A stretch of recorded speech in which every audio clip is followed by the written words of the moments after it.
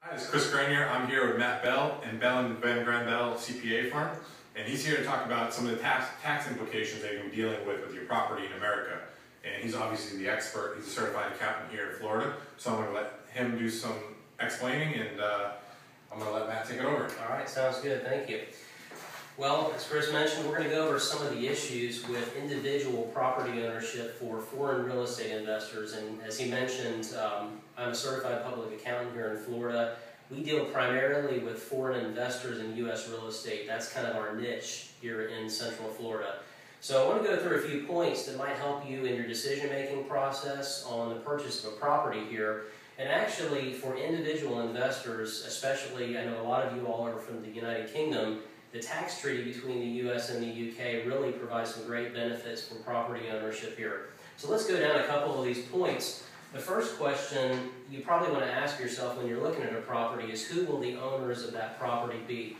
And we have a couple options. If you have a husband and wife, or maybe a son and a father that are looking to purchase properties, you can either have one of them purchase it, or you could actually have a husband and wife jointly sign, or possibly a father and his sons, or a mother and their sons or daughters sign on of the deed. But one of the advantages to having multiple owners is that each, and hopefully you can read some of this, each of the owners gets a $3,800 exemption each year against their net income before they pay any tax in the U.S. So, if you have one owner of a property, that means once you take your rental income and subtract off all your expenses, you have another $3,800 before you have to pay a dime of U.S. income tax. Each owner that you add on, you multiply that $3,800 by each owner. So if you had 4 owners, you got 4 times $3,800 per year before you have to pay any income tax in the U.S. One other thing I want to mention is I-10 numbers. Once you purchase a property here in the U.S., annually you'll need to file some income tax returns, and you're going to need to apply to get an I-10 number. Each owner of the property will need to get an I-10 number, and that's something that our firm can assist you with. It's a pretty easy process. We get a notarized copy of your passport, and we send it in with some documentation, and then that I-10 number identifies you with the U.S. taxing authorities and tells them this is you when you're filing that income tax return. One thing I want to mention about applying for these I-10 numbers, it doesn't allow you to work in the U.S. and it also doesn't draw any of your foreign income into taxation in the United States. If you live overseas, the only thing that's ever taxed or reported in the United States are the properties that are physically located here.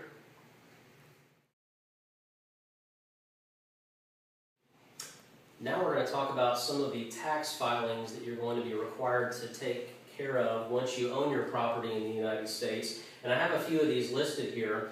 The first thing I want to mention, and I've kind of given you the form number on this board, is a Form 1040-NR. That is a U.S. non-resident alien income tax return, and you're going to need to report your rental income and your expenses on your properties on that form every single year. A couple things I want to mention with this. We handle about 300 individual non-resident investors, and I think last year we didn't have one of them that owed income tax. And the reason for that is a couple things. Number one, as I mentioned before in the previous point, there's the $3,800 exemption per owner that allows you to take that off of the income before you have to pay any tax.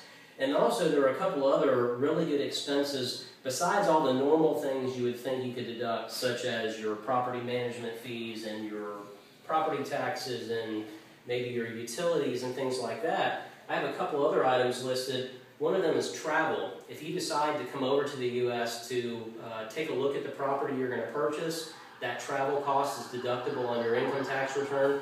And also, if you decide to take trips over to the U.S. to do an annual inspection, or maybe even twice a year to inspect your properties, those travel costs are deductible as well. And that would include your flights, your car hire, any hotels that you need to stay in. And then one other thing I wanted to mention is something called depreciation. And what that is, the U.S. taxing authorities, even though your property may be increasing in value, they allow you to take a deduction for the wasting away of the property. So even though your property may be cash flowing and you're getting money out of it, there's a deduction we can take, which is roughly about 1/27th of the value of the property every year. what you purchase it for, we can take as an additional deduction against income. So that's a great benefit for foreign investors. And once you add up all of these things with the exemption and the depreciation, the travel deductions, it's very, very unlikely that you're going to have to pay any income tax in the U.S. annually. And if you do, it's normally a very small amount. The second thing that I wanted to mention as far as a tax return to file is what's called a tangible personal property tax return. If your property that you're purchasing has furniture inside of it, appliances, things like that, many of your properties may not if they're long-term rentals, but if they do, there's a tangible personal property tax return that has to be filed every year. The good thing about that is, unless you have more than $25,000 worth of furniture in your property, there's no tax on that. Has to be filed to get the exemption, but there's normally no tax to pay because of that $25,000 exemption. The third thing I wanted to mention was state income tax. Depending on which state you're investing in, you may have to file a state income tax return. Here in the United States, we have 50 states, and each state has different tax laws on which ones have to file state income tax returns and which don't. The state of Florida, which is where we're located, actually does not have any state individual income tax, so there's no tax return filing there. Some states such as Michigan, New York, New Jersey do have individual income taxes, and a state income tax return would need to be filed. Same type of things are reported, the income and expenses on the rentals, same type of deductions, travel, depreciation, so when it's all said and done, 99.9% of the time you will not owe any state income tax on those properties. All right, let's talk about capital gains a little bit in the United States. Because you're purchasing a property here, obviously one of your primary objectives is to have some capital gains when you go to sell the property. One of the good things about investing in the United States right now is that our capital gains are actually relatively low on the taxation side of things. And I mentioned here 5/15%. When you sell a property that you've owned for at least a year, the maximum capital gains rate is 15%. And that is on the appreciation. It's not the total sales price, it's just what you've actually made the capital gain on the property. The really neat thing is that the first $30,000 of capital gains per year is only taxed at 5%. So let's say we had maybe a little bit of income in the year of sale, and we mentioned before about this $3,800 exemption. The first $3,800 is tax-free. Up to about $30,000 after that roughly is at 5%, and then anything above that is a maximum of 15% on capital gains. Just to throw this in here real quick, in the United States also we have something called a Section 1031 exchange. I don't really have that listed here, but you do have the opportunity if you're deciding to hold on to a portfolio in the United States and continue to build it up. When you sell a property and you have appreciation, and you decide to buy something of equal or greater value, the neat thing is you can actually roll that gain over and not have to pay any income tax currently. It's a deferred gain on the sale. So that's one of the other great advantages to investing in the United States.